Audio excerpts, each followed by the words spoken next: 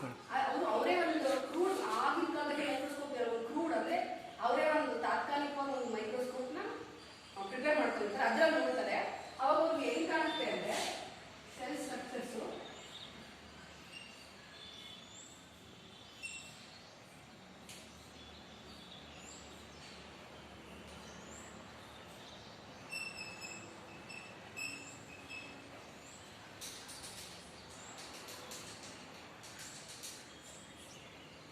ತುಂಬ ರಿಪೀಟೆಡ್ ಮಿಕ್ಸ್ದಾಗಿ ಕಾಣುತ್ತೆ.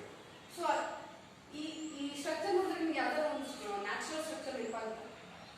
ಯಾವ್ದಾದ್ರು ಒಂದು ಜೇನುಗಳು, ಹನಿಕೂಡು, ಜೇನುಗೂಡಲ್ಲಿ ಇದು ಎಕ್ಸಾಗನಲ್ ಶೇಪು, 6 ಲೈನ್ಸ್ ಇದೆ ನೋಡಿ.